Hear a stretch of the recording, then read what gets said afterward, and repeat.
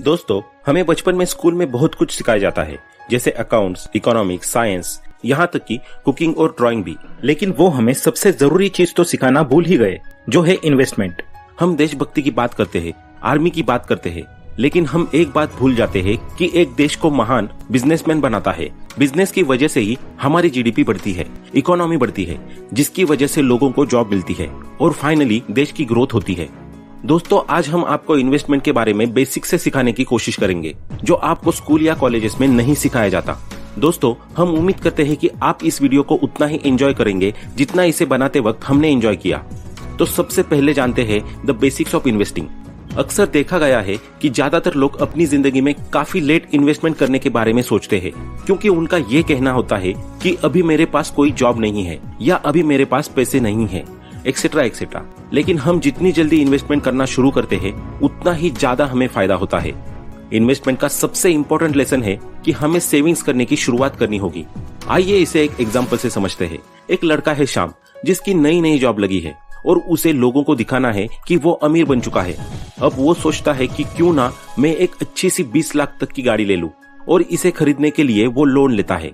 वो अपनी सारी सेविंग्स निकालकर 2 लाख का डाउन पेमेंट करता है और 18 लाख का लोन लेता है। उसने 5 साल का लोन 12% इंटरेस्ट रेट पर लिया। अब वो हर महीने लगभग 40,000 का इंस्टॉलमेंट भरता है। शुरू में शाम जब भी अपनी नई गाड़ी कहीं पार्क करता तो लोग वाह वाह करते रह जाते, लेकिन 5 साल बाद जब शाम लोन चुका देता है, तब तक उसकी गाड़ी पुरानी हो जाती है और शाम की गाड़ी पर कई जगह खरोच भी लग गई थी। अब ऐसी गाड़ी को देखकर कौन वाह वाह करता। अब हुआ ये कि इस गाड़ी को खरीदने के चक्कर में श्याम ने जो लोन लिया था, उसे चुकाने के लिए उसे बैंक को 6 लाख एक्स्ट्रा देना पड़ा। यानी कि इस गाड़ी पर 20 की जगह 26 लाख का खर्च हुआ। और 5 साल के बाद जब उसने लोन चुका दिया, तब उसके पास एक ऐसी गाड़ी थी जिसे वो अब पसंद भी नहीं करता था और जिसकी कीमत मार्केट में सिर्फ 8 लाख रह गई थी। अब वहीं दूसरी तरफ राम नाम के एक समझदार लड़के को भी वही सैलरी पर जॉब मिली थी जो शाम को मिली थी। अब राम ने भी बिल्कुल शाम की ही तरह गाड़ी लेने का सोचा, लेकिन राम ने सेकंड हैंड कार ली, और वो भी बिना किसी लोन के। वो इस बात को समझता था कि गाड़ी उसके लिए बस एक ट्रांसपोर्ट का साधन है, जो उसे एक जगह से दूसरे जगह तक ले जा सकती है। गाड़ी में कोई गड्ढा या स्क्रैच लगने से उसे कोई फर्क नहीं पड़ता था। वो अपनी सैलरी का एक बड़ा हिस्सा सेव और इन्वेस्ट कर रहा था। फिर एक ऐसा समय आया जब राम ने अपना खुद का घर खरीदा। उसने ऊपर के 2 फ्लोर को रेंट पर दे दिया और हर महीने पैसिव इनकम कमाने लगा। पैसिव इनकम यानी किसी भी काम में आपको एक्टिवली इन्वॉल्व होकर कुछ नहीं करना पड़ता, लेकिन फिर भी उसकी कमाई आपको मिलती रहती है।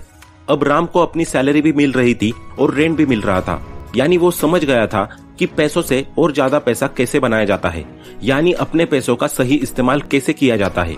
अब आप कमेंट में बताएं कि आप शाम की तरह बनना चाहते हैं जिसे इन्वेस्टिंग का कोई नॉलेज ही नहीं है, या राम की तरह स्मार्ट बनना चाहते हैं जो इन्वेस्टिंग को अच्छे से समझता है और पैसों से और पैसा कैसे कमाया जाता है वो भी समझता है। तो चलिए, अब अगर आप समझ गए हैं कि इन्वेस्टिंग करना कितना जरूरी होता है, तो अब ये देखते हैं कि आप अपने पैसे कहां कहां इन्वेस्ट कर सकते हैं। पहला ऑप्शन है सेविंग्स अकाउंट। ये बड़ा सिंपल सा कॉन्सेप्ट है जिसे ज्यादातर लोग यूज करते हैं। इसमें हम हर महीने कुछ पैसे बैंक में डालते हैं। बैंक उन पैसों को दूसरों को लोन देने में इस्तेमाल करती है और बैंक लोन पर दिए हुए पैसों पर ज्यादा इंटरेस्ट लेती है और हमें कम इंटरेस्ट देती है। अब कई लोगों को लगता है कि वो सेविंग अकाउंट में पैसे सेव करके उन पैसों से और पैसा कमा सकते हैं, पर असल में ऐसा नहीं होता है। आइए इसे एग्जाम्पल से समझते हैं। मान लीजिए कि आज आपने बैंक में 6% के हिसाब से 1 लाख रुपए जमा किए।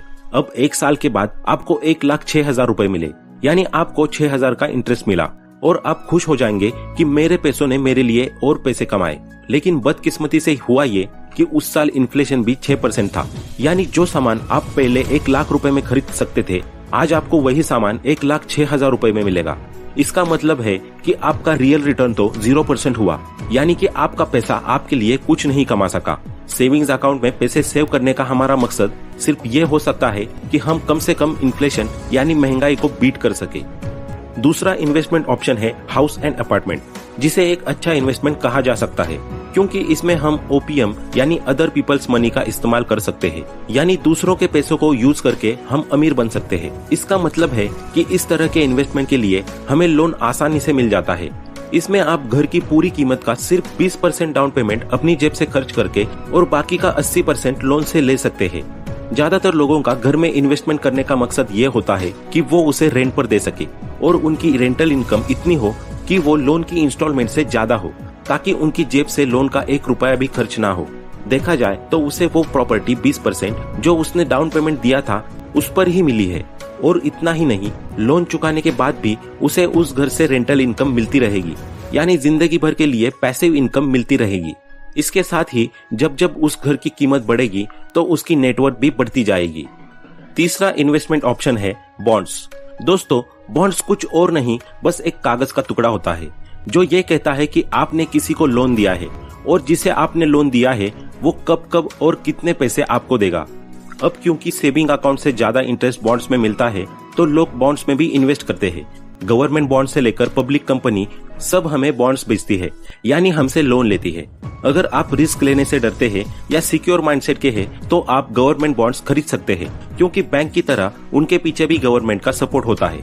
दूसरा, आप पब्लिक कंपनी से भी बॉन्ड्स ले सकते हैं। अब सबके मन में ये डाउट होता है कि अगर हमने किसी कंपनी के बॉन्ड्स खरीदे और वो कंपनी ही बंद हो गई तो क्या होगा। तो इस केस में हमारे पैसे तब भी सिक्योर होते हैं, क्योंकि अगर कंपनी का दिवाला निकल जाता है तब उस कंपनी के एसेट्स की नीलामी की जाती है। उस नीलामी से जो पैसा आता है वो सबसे पहले बॉन्ड होल्डर्स को दिया जाता है और बाद में शेयर होल्डर्स को। हमारी इन्वेस्टमेंट तब रिस्क में होती है जब उस कंपनी के सारे एसेट्स को बेचने के बाद भी इतने पैसे इकट्ठे नहीं होते कि सभी बॉन्ड होल्डर्स के पैसे चुकाए जा सके। इस वजह से कई लोग गवर्नमेंट बॉन्ड्स ही लेना पसंद करते हैं। चौथा इन्वेस्टमेंट ऑप्शन है स्टॉक्स। कई लोग स्टॉक्स यानी शेयर्स को बेस्ट इन्वेस्टमेंट मानते हैं, और अगर आप स्टॉक मार्केट में इन्वेस्ट करना चाहते हैं तो सबसे पहले आपको अपना डीमैट अकाउंट ओपन करना होगा। और अगर आपने अभी तक डीमैट अकाउंट ओपन नहीं किया तो अभी डिस्क्रिप्शन में दी हुई लिंक से आप अपस्टॉक्स पर अपना डीमैट अकाउंट खोल सकते हैं। और अगर आप हमारी लिंक से अपस्टॉक्स पर डीमैट अकाउंट खोलते हैं तो आपको अकाउंट ओपनिंग का कोई भी चार्ज नहीं देना होगा और आपको लाइफ टाइम के लिए कोई भी AMC चार्ज भी नहीं देना पड़ेगा। तो आज ही अपना डीमैट अकाउंट जरूर खुलवा ले। तो चलिए अब आगे देखते हैं। दोस्तों, इस तरह के इन्वेस्टमेंट में जितना % कंपनी ग्रो करेगी हमारी वेल्थ भी उतने % ग्रो करती रहेगी। और सबसे इंटरेस्टिंग बात तो ये है कि हमें उस कंपनी में कोई भी काम नहीं करना होता है। और जो कंपनी के बॉन्ड होल्डर्स होते हैं, यानी जिन्होंने कंपनी को लोन दिया होता है, उन्हें बस उतने ही पैसे दिए जाते हैं जितना उस बॉन्ड सर्टिफिकेट में लिखा होता है। फिर चाहे वो कंपनी आगे चलकर माइक्रोसॉफ्ट या रिलायंस ही क्यों न बन गई हो, लेकिन जो शेयर होल्डर्स होते हैं वो कंपनी की ग्रोथ का पूरा मजा उठाते हैं। यानी अगर कंपनी 20 गुना बढ़ेगी तो उनकी इन्वेस्टमेंट भी 20 गुना हो जाएगी। और अगर आप शेयर्स में इन्वेस्ट करना चाहते हैं तो ऐसा नहीं है कि आपको करोड़पति या लखपति होना होगा। आप 500 रुपए भी इन्वेस्ट करके इसकी शुरुआत कर सकते हैं। अब कई लोग स्टॉक्स में इसलिए इन्वेस्ट नहीं करते क्योंकि उनको लगता है कि इसमें बहुत ज्यादा रिस्क है। जब लोगों को शेयर्स में नुकसान होता है तो ये शेयर्स की गलती नहीं होती, उसमें गलती होती है शेयर्स खरीदने वाले की। क्योंकि जितना वक्त हम एयर कंडीशनर खरीदने में लगाते हैं उतना वक्त हम किसी कंपनी के शेयर्स खरीदने में नहीं लगाते। अगर आप जल्दबाजी में किसी भी कंपनी में इन्वेस्ट करते हैं तो आपके लॉस होने के भी ज्यादा चांसेस है। इसलिए अगर आप शेयर्स में इन्वेस्ट करना चाहते हैं तो अच्छा शेयर ढूंढना बहुत जरूरी है। अब दोस्तों, मेन क्वेश्चन ये है कि एक अच्छा शेयर कैसे ढूंढ सकते हैं। तो चलिए इसे 3 स्टेप्स में समझते हैं। सबसे पहला स्टेप है कि हम अपने आसपास डेली लाइफ में यूज किए जाने वाले प्रोडक्ट्स को देखें। जैसे कि एक डॉक्टर देख सकता है कि कौन सी नई दवाई है जो एक रेयर डिसीज को ठीक करने के लिए काम आ सकती है। एक फोटोग्राफर देख सकता है कि कौन सा नया कैमरा लोग आजकल ज्यादा खरीद रहे हैं। एक बार जब हम किसी प्रोडक्ट को कस्टमर की नजर से देखते हैं तो हम बता सकते हैं कि उस प्रोडक्ट को बनाने वाली कंपनी में सच में कोई दम और पोटेंशियल है भी या नहीं। लेकिन इसका मतलब ये नहीं है कि आप बस फौरन उस कंपनी के शेयर को खरीदने के लिए तैयार हो जाए। ये बस कंपनी को शॉर्टलिस्ट करने का प्रोसेस होता है। दूसरा स्टेप है कंपनी की एनालिसिस करना, यानी कि उसका डेटा देखना कि कंपनी ने असल में पिछले कई सालों में कितने की सेल की है, उस पर कितना लोन है, उस कंपनी का मैनेजर कौन है, क्या उस कंपनी को नए ऑर्डर भी मिल रहे हैं या नहीं, और उस कंपनी के बैंक अकाउंट में कितना कैश पड़ा है। तीसरा स्टेप है ये देखना कि कंपनी को जो प्रॉफिट हो रहा है उसे किन चीजों में यूज किया जा रहा है, यानी क्या वो प्रॉफिट को कंपनी की ग्रोथ के लिए खर्च कर रहे हैं या फिर कंपनी के पैसों को नई गाड़ियों या नया जेट खरीदने में उड़ा रहे हैं। इन शॉर्ट, जितना ज्यादा हमें किसी कंपनी के बारे में पता होगा हम उतना बेहतर डिसीजन ले सकेंगे कि उस कंपनी के शेयर में इन्वेस्ट करना चाहिए या नहीं। तो दोस्तों, इन 3 स्टेप्स की मदद से आप एक अच्छा शेयर फाइंड कर सकते हैं। अब 5वां और लास्ट इन्वेस्टमेंट ऑप्शन है म्यूचुअल फंड्स। अगर आप खुद अपने पैसों को स्टॉक्स में इन्वेस्ट नहीं करना चाहते तो आप म्यूचुअल फंड में भी पैसा इन्वेस्ट कर सकते हैं। म्यूचुअल फंड में एक एक्सपर्ट होता है जिसे फंड मैनेजर कहा जाता है। उसका काम ही ये होता है कि मार्केट में अलग अलग कंपनी को स्टडी करना और ये देखना कि कौन सी कंपनी फ्यूचर में ग्रो कर सकती है। चलिए एग्जांपल से समझते हैं।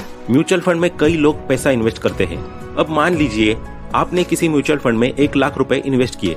ऐसे ही कई सारे लोगों ने भी उस म्यूचुअल फंड में इन्वेस्ट किया होगा। अब फंड मैनेजर उन सारे पैसों को इकट्ठा करके अलग अलग अच्छी कंपनीज में इन्वेस्ट कर देता है और जब ये सारी कंपनियां ग्रो करती है तो सारा प्रॉफिट इन्वेस्टर को उनके लगाए हुए पैसों के हिसाब से दे दिया जाता है। दोस्तों, अगर आप खुद ही अच्छे स्टॉक्स रिसर्च करके उसमें इन्वेस्ट करते हैं तो ये आपके लिए सबसे बेस्ट इन्वेस्टमेंट हो सकता है। इसके लिए आपको MBA करने की जरूरत नहीं है। एक आम आदमी भी अपने लिए शेयर्स ढूंढ सकता है। यहाँ तक कि कई फंड मैनेजर से ज्यादा रिटर्न भी कमा सकता है। दोस्तों, इन्वेस्टमेंट कोई रॉकेट साइंस नहीं है जिसे समझना मुश्किल हो। इन्वेस्टमेंट तो कई लोग करते हैं, लेकिन स्मार्ट इन्वेस्टमेंट बस कुछ ही लोग करना जानते हैं। इसलिए don't be an ordinary investor, be a smart investor. तो दोस्तों, आपको ये वीडियो कैसा लगा कमेंट में बताएं। अगर आप ये वीडियो फेसबुक पर देख रहे हैं तो फॉलो करें और यूट्यूब पर देख रहे हो तो सब्सक्राइब करें, क्योंकि हम ऐसे ही वैल्यूएबल वीडियोस आपके लिए लाते रहेंगे। Thanks for watching.